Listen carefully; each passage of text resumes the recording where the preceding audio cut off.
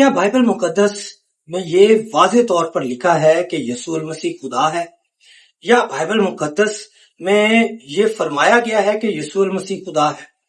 या ये फिर मसीही ईमान का सिर्फ एक आम सा हिस्सा बन गया है?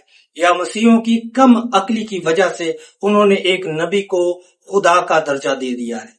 आज हम 7 मकामात पर गौर करेंगे जहां पर यीशु अल मसीह को वाज़ेह तौर पर खुदा कहा गया है, लफ्जी तौर पर खुदा कहा गया है, क्योंकि ये हमसे कहा जाता है कि हमें दिखाएं कि कहां यीशु अल मसीह ने ये कहा है कि मैं खुदा हूं। लेकिन आज हम बाइबल को बोलने देंगे कि बाइबल क्या कहती है यीशु अल मसीह की शनाख्त के बारे में। क्या बाइबल वाज़ेह तौर पर कहती है कि यीशु अल मसीह खुदा है?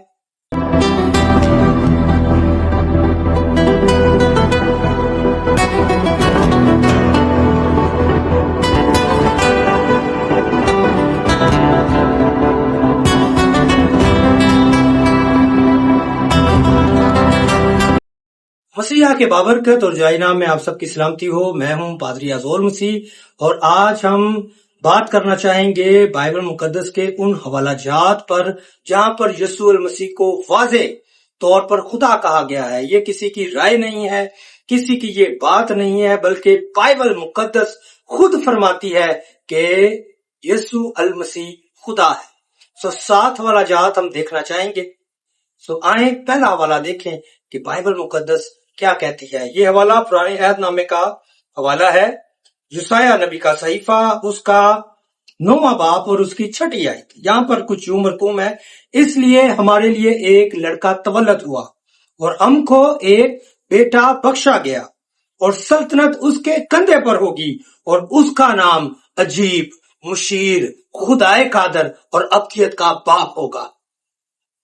वो कादरे मुतलिक खुदा है और उसे कहा गया है ये खुदाए कादिर है और अब्दियत का बाप है। ना उसका कोई शुरू है ना कोई उसका आखिर है, वो खुदाए कादिर है। नंबर 2, यूहन्ना पहला बाब और उसकी पहली आयत। ये हम सबको याद है, इब्तिदा में कलाम था, कलाम खुदा के साथ था और वो कलाम खुदा था। बाइबल मुकद्दस बड़ी वाज़ेह है कि वो कलिमा जो खुदा के साथ था वही कलमा जो है वो खुदा है। नंबर 3, यूहन्ना 20वां बाब और उसकी 28वीं आयत। यहाँ पर तोमा रसूल का बयान है और वो ये कहता है, तोमा ने जवाब में उससे कहा, ऐ मेरे खुदावंद, ऐ मेरे खुदा। तोमा बड़ा क्लियर था, बाइबल मुकद्दस बड़ी क्लियर है। यीशु अल मसीह ने यहाँ पर इनकार नहीं किया। यीशु अल मसीह ने ये नहीं कहा नो नो नो, मुझे मत कहो खुदा, मैं खुदा नहीं हूं, बल्कि यीशु अल मसीह ने एक्सेप्ट किया, क्योंकि जो कुछ वो कह रहा था वो हक और सच था। चौथा पॉइंट, चौथी बात, रोमियो का खत 9वां बाब और उसकी 5वीं आयत। यहाँ पर कुछ यूं मरकूम है, यहाँ पर लिखा हुआ है, और कौम के बुजुर्ग उन ही के हैं और जिस्म के रूह से मसीह भी उन ही में से हुआ है। ये बात मसीह के लिए हो रही है जो सबके ऊपर और अब तक खुदाए महमूद है। अब तक खुदाए महमूद, वो खुदा जिसकी ताज़ीम हमेशा और हमेशा तक होती रहेगी।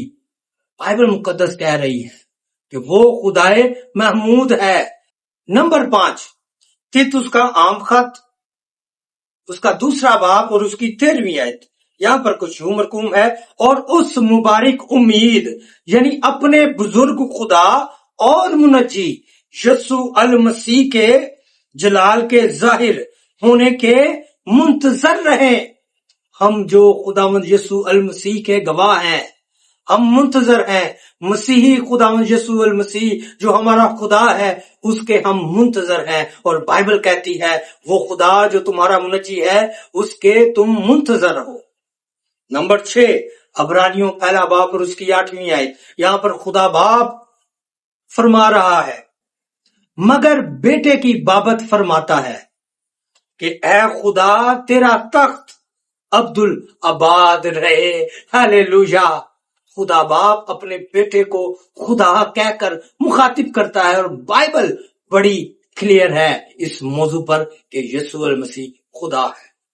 सातवीं और आखिरी बात, दूसरा पतरस पहला बाब और उसकी पहली आयत। यहाँ पर कुछ यूं मरकूम है, शमौन पतरस की तरफ से जो यीशु मसीह का बंदा और रसूल है, उन लोगों के नाम जिन्होंने हमारे खुदा और मुनज्जी, हमारा खुदा भी है और मुनज्जी भी है, यीशु मसीह की रास्तबाजी में हमारा सा कीमती ईमान पाया। ये खत उनके लिए लिखा गया है जिन्होंने खुदावंद यीशु मसीह जो खुदा है उसका सा ईमान पाया है। सो बाइबल में बहुत सारे ऐसे हवाला जात मिलते हैं जहां पर यीशु मसीह को खुदा कहा गया है।